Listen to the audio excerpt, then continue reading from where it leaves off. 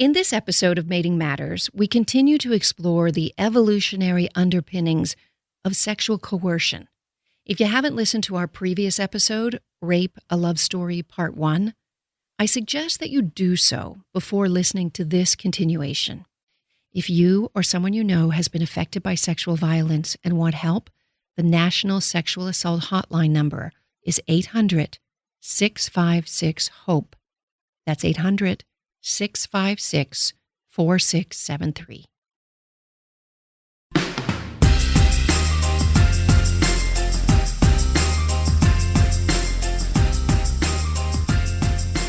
Welcome to Mating Matters. I'm Dr. Wendy Walsh with producer Brooke Peterson. Sexual assault is a painful topic, but I talk about it because as human beings, we're always adapting to our environments. And today's environment includes an explosion of information that is making people think. It's making people understand themselves and others better. And that can change behavior. Scientists who study rape aren't doing it to glorify the behavior, even if they do call it natural. But they're doing it to help us understand how to prevent it. Dr. Thornhill, this is Brooke.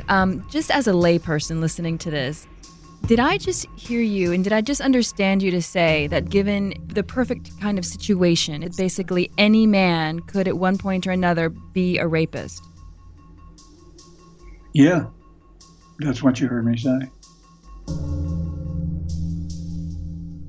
The more men know about themselves and in terms of how their sexuality works and so forth, the less likely they are to go across that line of sexual coercion. In our last episode, we heard the story of D, a young man who wrote to me calling himself a perpetrator of sexual assault.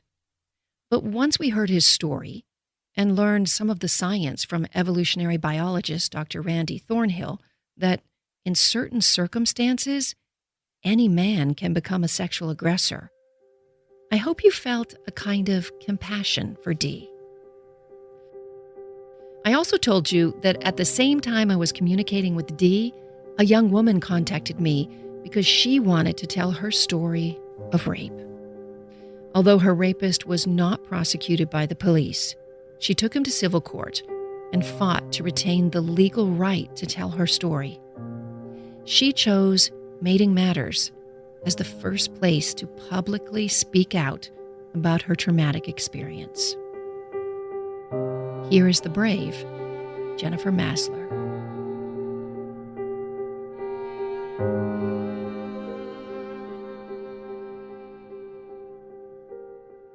Jennifer, thank you for talking to us at Mating Matters. How do you feel telling this story? I feel relieved, like I'm finally able to tell everybody about what happened to me because it's been such a journey for the past 2 years that I feel like I've only been able to tell close friends and family. And now I feel so much relief that I can go ahead and start advocating and talking.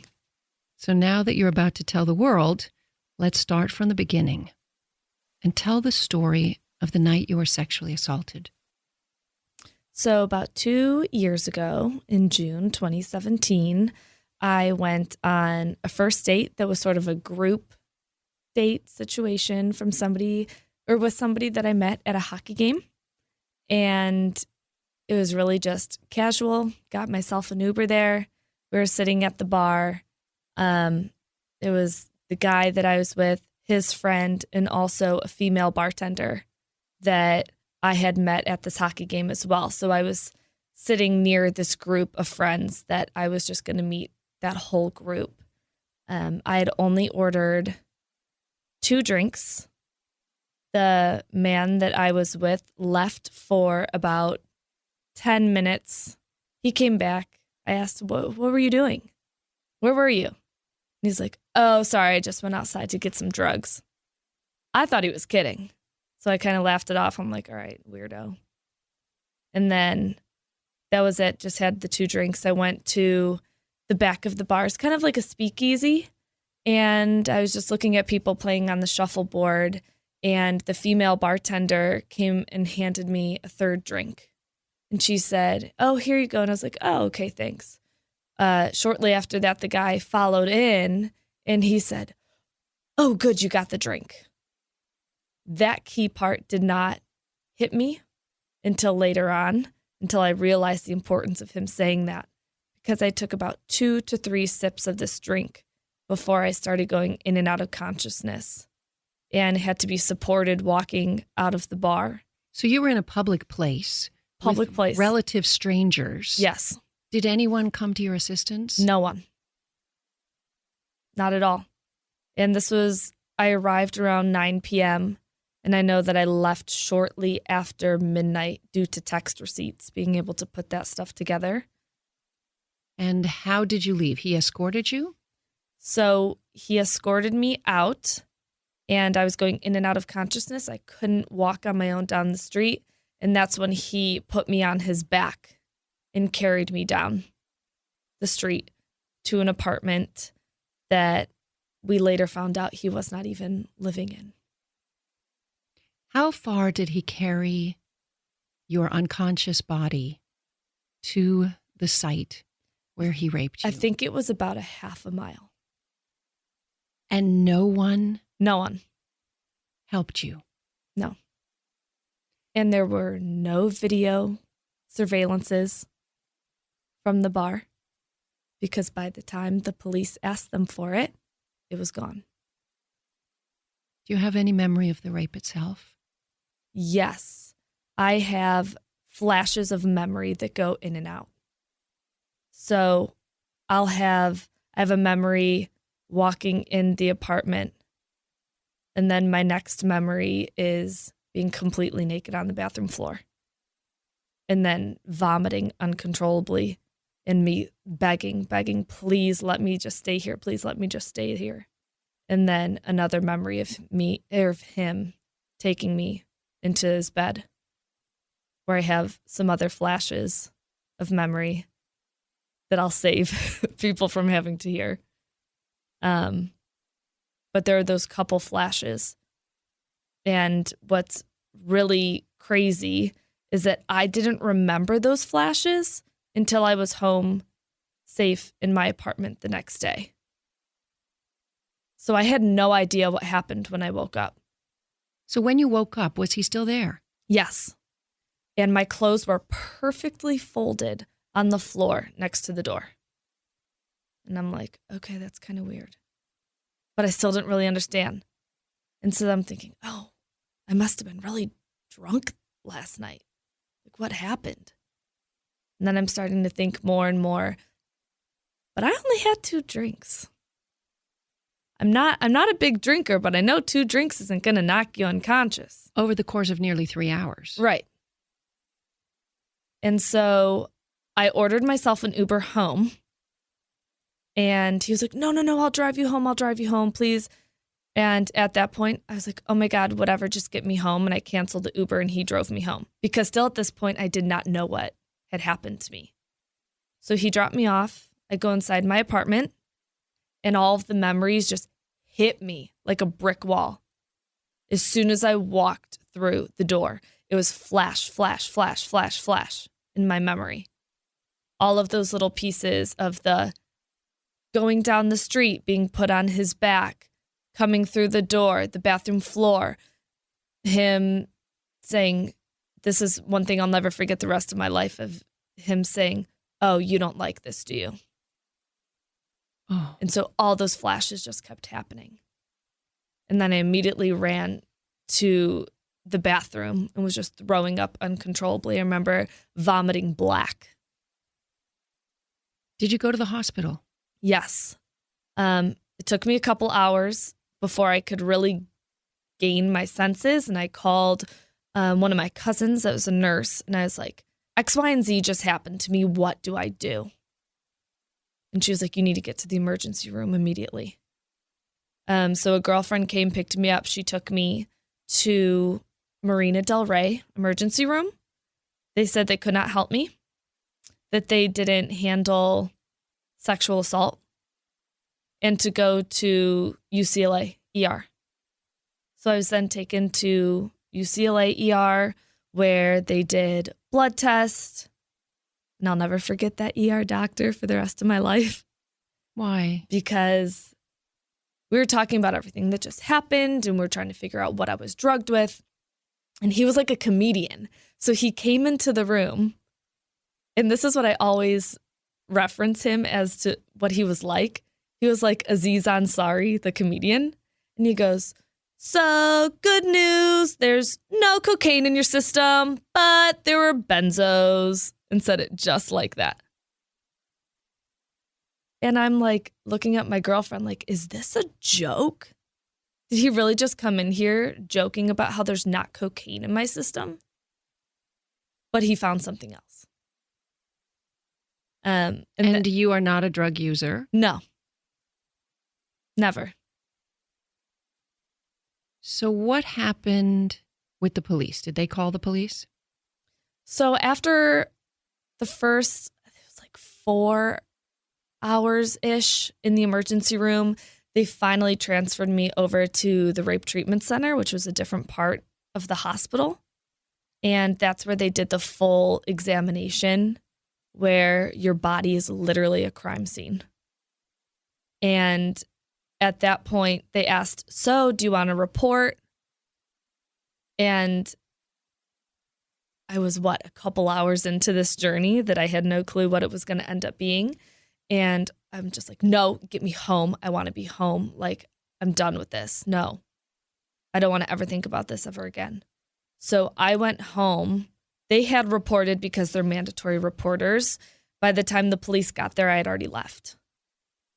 So it wasn't till I think it was a couple days later that I called in and reported. I told the police the story so they knew there was someone out there, but I wasn't pressing charges yet at that point. And then it was several days later, once I had my parents backing, that they were like, "No, this isn't an option." Tell me what it was like to tell your parents. You were 24 years old? This is 24 at the time. There was no way on this earth I was going to tell my parents what happened. There's just no way that I could ever stomach that. So I have a cousin, he's in the Secret Service, and I called him and I said, "Okay, from a legal standpoint, what do I do?" And he was just kind of like, "Well, you put in your report and blah, blah, blah," just kind of gave me a little bit of advice. And then he called back a couple hours later and he said, "You need to tell your parents." And I said, "Well, no, that's not happening, actually." And he was... What were you afraid of? I grew up in a Catholic family, went to Catholic school, K through grad school. We never talked about anything like this. It was never a conversation in our house. It was kind of taboo, like off limits. And so even though you were attacked with drugs used as a weapon, you still felt some shame? Oh, absolutely. And so I'm the godmother of this cousin's daughter. And he's like, "If you knew something about my daughter and didn't tell me, I would never be able to forgive you." He's like, "I can't have this information and not tell them." And I said, "Well, I'm not telling him still." He said, "Okay, well, I'm going to do it for you." And so he called and he made that phone call to my parents.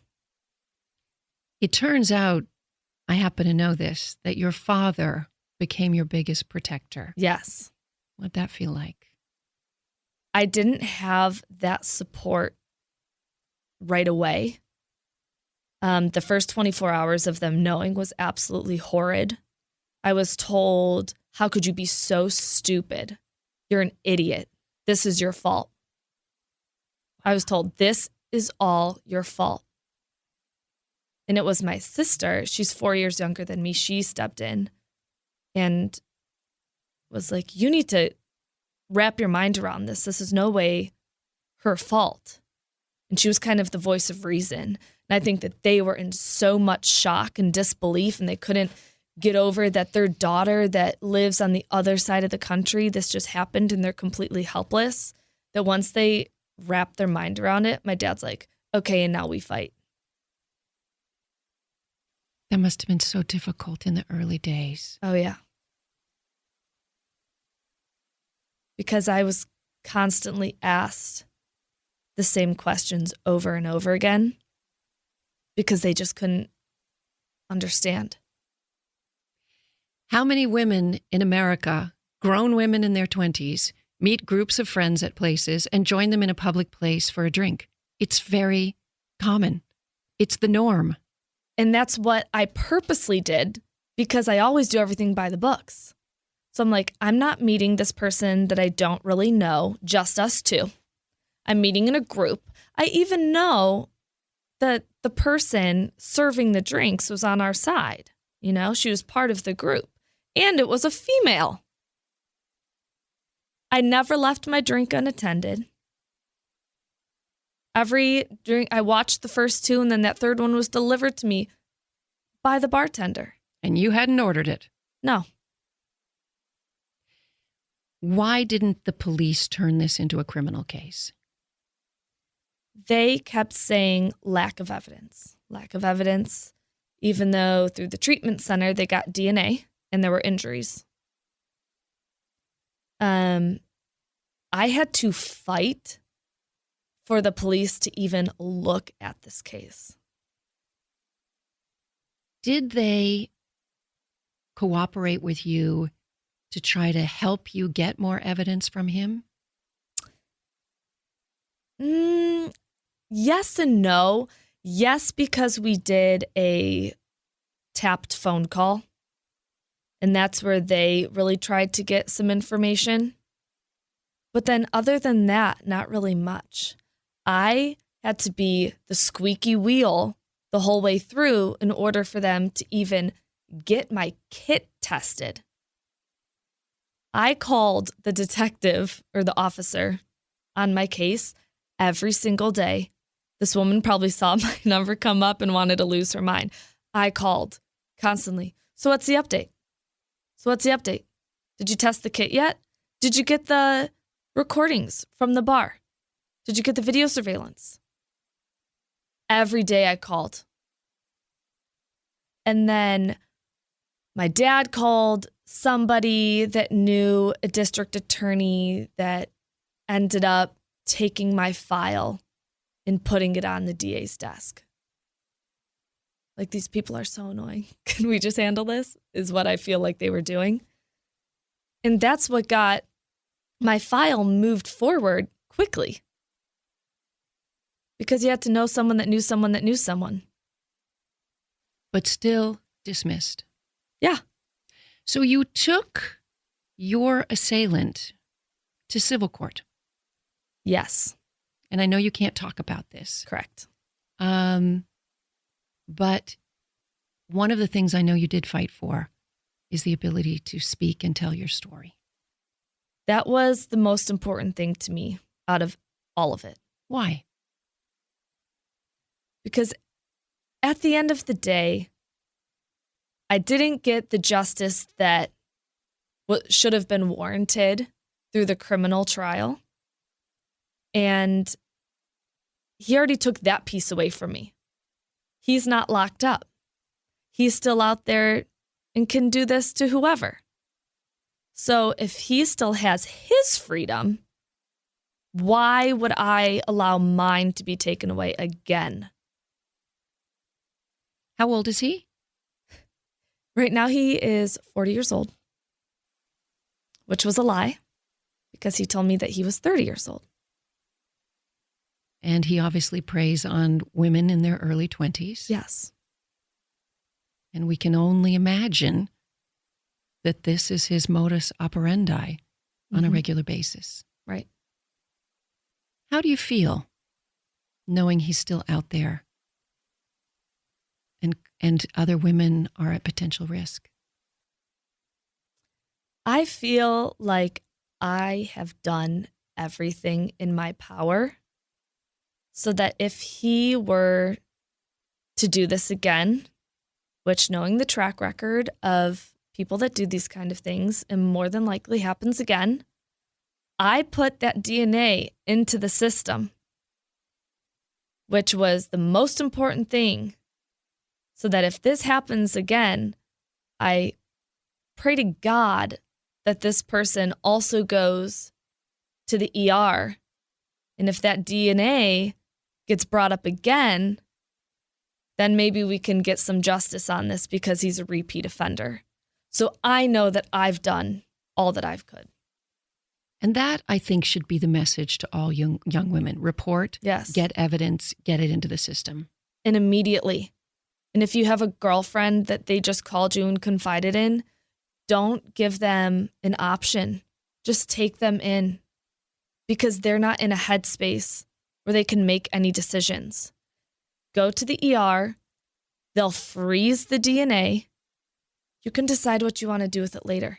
You can decide if you want to press charges, because I didn't even decide that till a couple of days later when I had the support rallied around me. If I didn't have that, I would have been like, I don't care. Do away with it. I never want to think about this again. It's been 2 years. Yeah. Talk to me about the emotional toll, the legacy that you're carrying. The emotional toll has been so intense, where I've had to attend weekly therapy. I think I had 26 sessions through the UCLA Rape Treatment Center. They were phenomenal, absolutely amazing. And I know, and so all those services are free, which is incredible. You only get a certain allotment. So I wish that I was still going there, but it's not the case. After that, I had to find my own therapist, weekly therapy. That's when I really turned to yoga, which has changed my life. Not only, it's all the mind-body connection, being able to slow down, the meditation. Those were the coping skills that I needed during that time. But even with the therapy and seeing a psychiatrist, yoga, I would do Orange Theory to get all my anger out. Even with all of those things, it still wasn't enough. And in October this past year, it all just kind of built up, and I ended up having to go into a treatment center for 3 weeks and have to take a break from work. And that was, a year and a half past, because the PTSD was so greatly impacting me. What about your current and future relationships with men? That's up in the air. I don't know. I was in a relationship with somebody that I knew for a long time, and that's kind of what ended our relationship, was that he couldn't handle this. It was too much. He didn't want to hear it. If I was coming back from therapy and we were on the phone and I kind of gave him a little debrief, he would say, "Oh, stop. No, that's too much. It's too much. No, I can't hear that." So that's impacted that one. And he was a professional athlete. So, that was too much for him to think about when he had a game. Too much. He needed that headspace. Okay, so what you listeners don't see right now is the calm composure of this woman and the tears in Brooke and my face in our eyes. And we just want to jump up and give her a hug, but the studio is big. So I assure you we will as soon as we finish the interview. Jennifer, what does it feel like when I say you are so brave and so strong? Thank you so much. I'm so grateful. Because I've even had friends that I've been friends with for years, that they kind of fallen to the wayside ever since it's happened. So just to hear, somebody that I haven't even known that long to say that just means a lot. Yeah. What do you want, if there's a silver lining in even the greatest tragedies? What do you want to have happen that's a positive because of this? I was able to seek my justice because I had my father's backing in order to support me with a law team financially. I'm a teacher. I could have never done that on my own, ever. And that was one of the reasons why I wasn't going to tell anyone, because it was, okay, so what am I going to do? Nothing. I don't have the money. And that's where it ended for me. So I think of all of the other women that don't have the means. They're not able to seek justice like I was. They can't seek all of the help.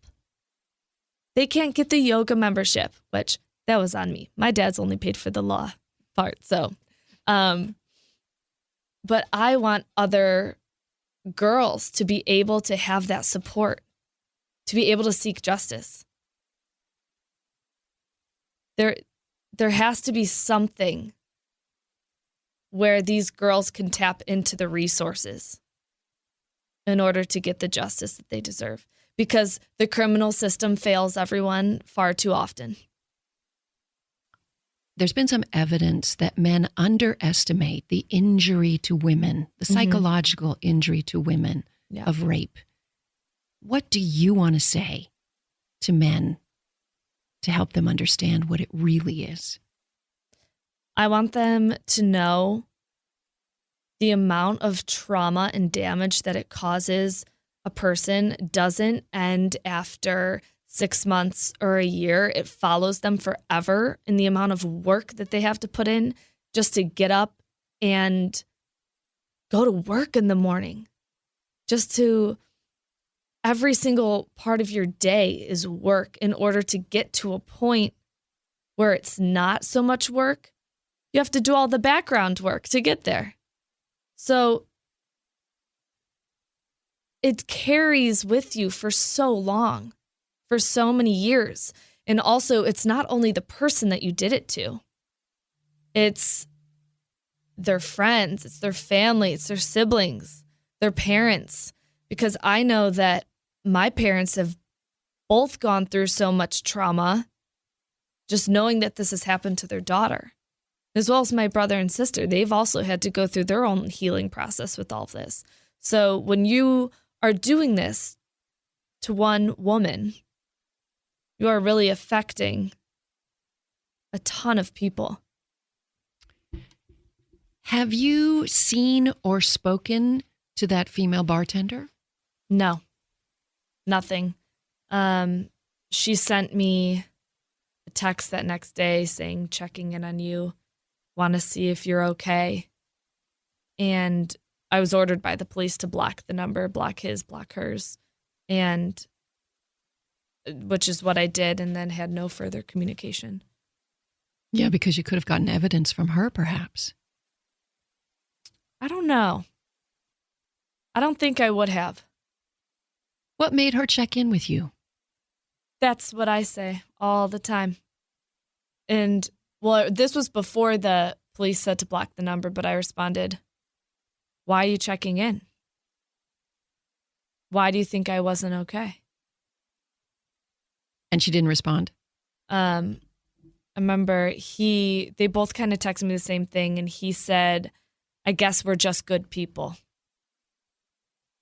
That was his response.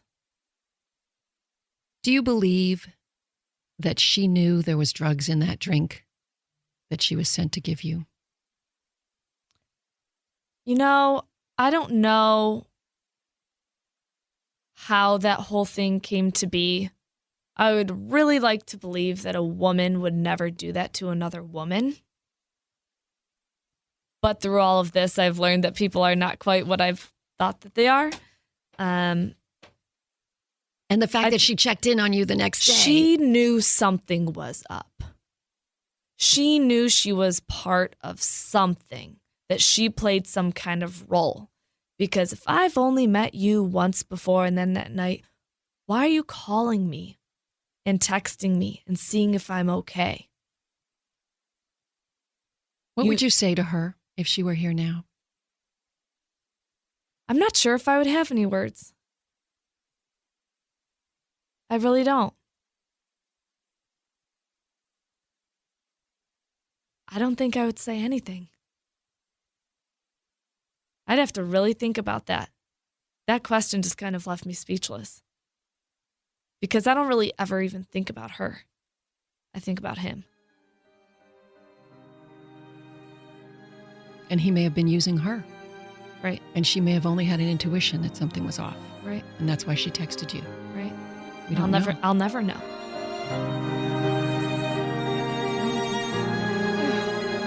Okay, now the hugs. Oh my God.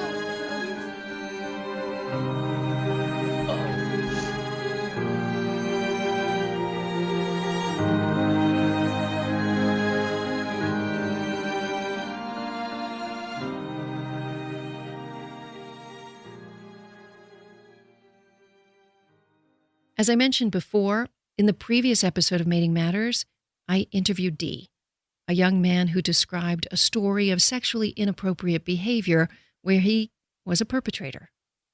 At the end of our interview, I told him about Jennifer's story. What would you say to this woman? What would you like her to know about men? Wow.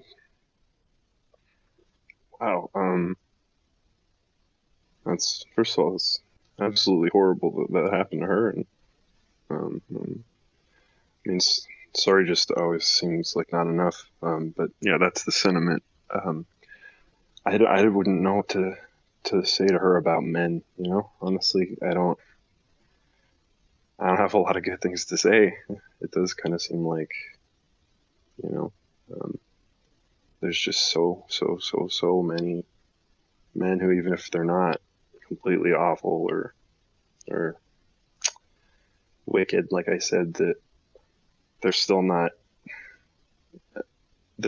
pushing the culture to a place where this sort of thing, you know, doesn't happen so frequently.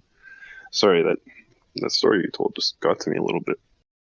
No, I do want to interject, and in my civilian opinion, I want, as just a normal girl, to give you a hug and just tell you, like, you're not the same as this other guy that we were just referring to with our other guest. You are nowhere like that. So do not lump yourself in with all of those kinds of guys. Okay? Yeah.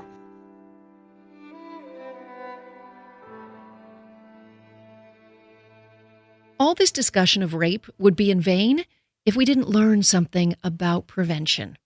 Dr. Randy Thornhill, co-author with Dr. Craig T. Palmer of the book A Natural History of Rape, Biological Bases of Sexual Coercion, says the key to reducing rape in our species is to care more for our little boys, particularly those living in poverty.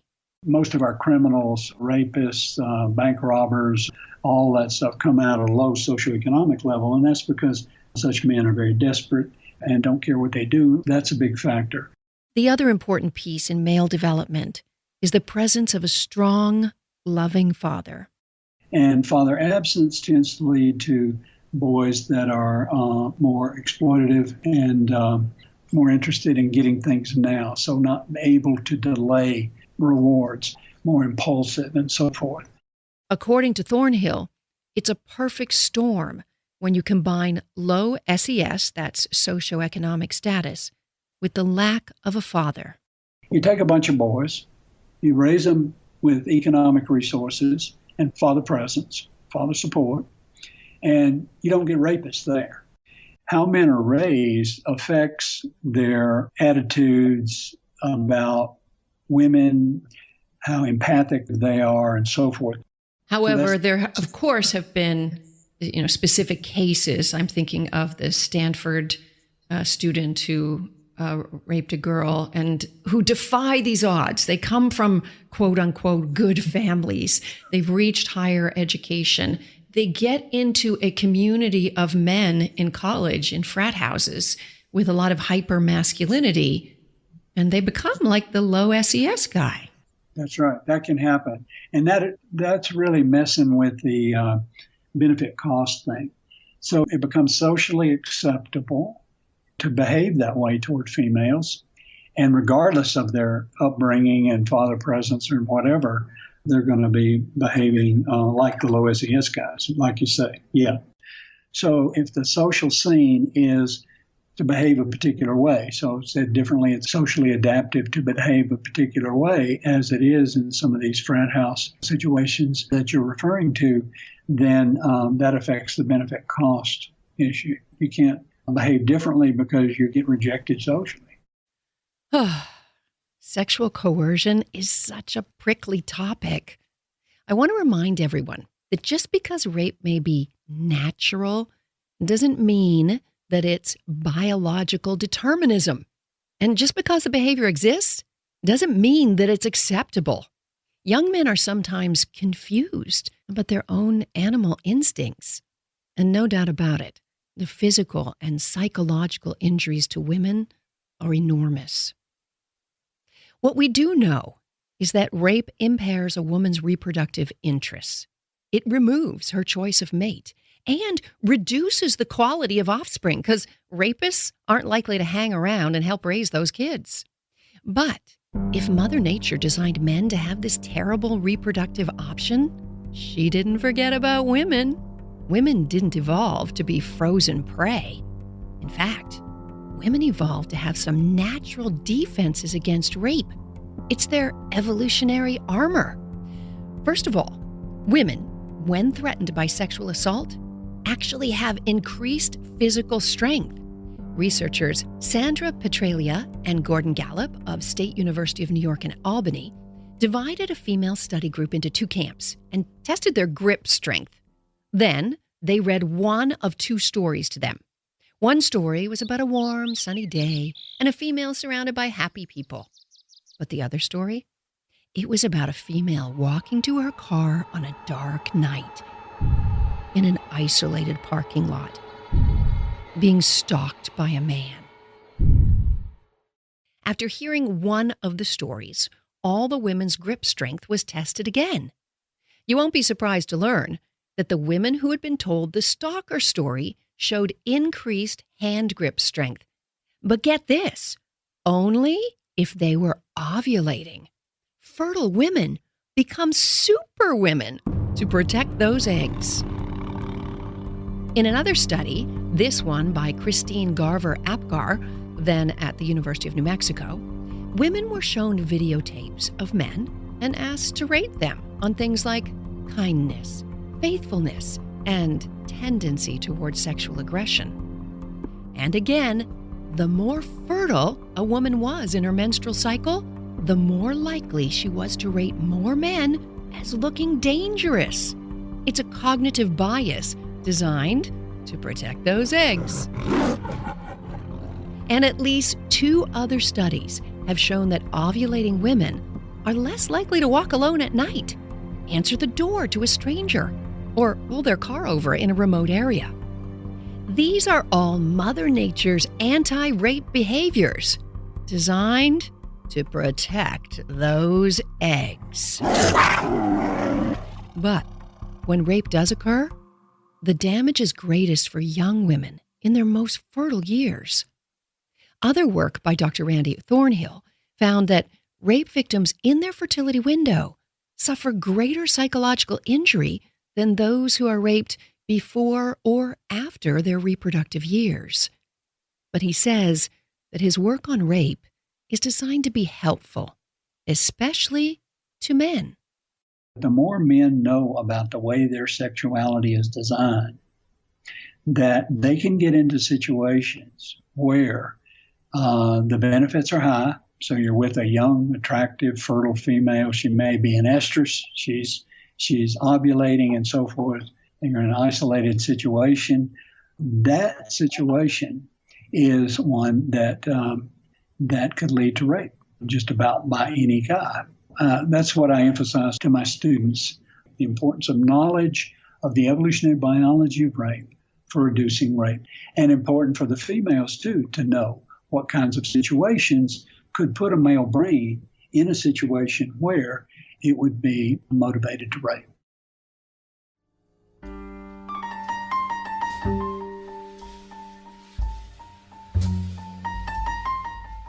Did I just understand you to say that basically any man could at one point or another be a rapist?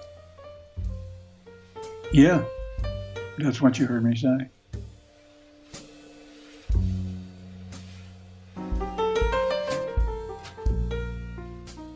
I want to thank my guests, Jennifer and Dee, for sharing their very personal stories. I know this was difficult for both of them, and I hope that talking about their experiences was somehow cathartic. And I hope you felt a sense of compassion for them. Dee for his debilitating sense of guilt, trapped, unknowing how his victim suffered. And Jennifer for overcoming her feelings of shame and becoming vulnerable enough to share her story with us. I also hope that all of you listening learn something valuable about human nature and the impulses that may lie inside all of us, even inside those we love.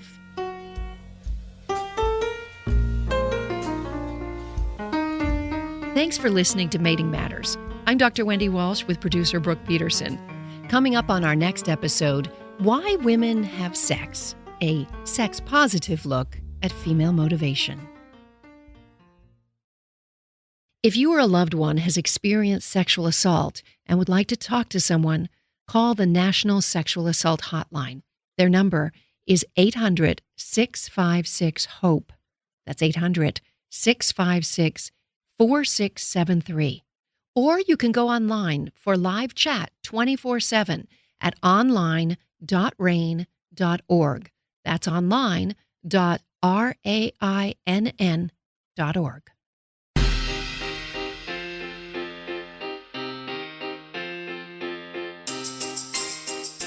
If you would like to call the Mating Matters message line, please do. The number is 323-207-8277. That's 323-207-8277. Hi, folks. This is Brooke, the producer and editor of Mating Matters.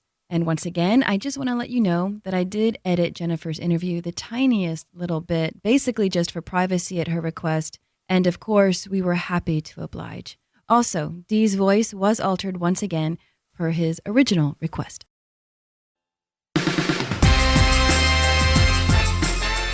Mating Matters is produced in partnership with iHeartMedia. It is researched, interviewed, and written by me, Dr. Wendy Walsh, and it is edited and produced by Brooke Peterson. You know, people don't learn about podcasts usually by just searching around. They learn about a podcast because somebody who loved that podcast told them about it. So I encourage you to please subscribe, write a review, and more than anything, hit that share button now. Think of somebody who would like to hear this information as much as you enjoyed it.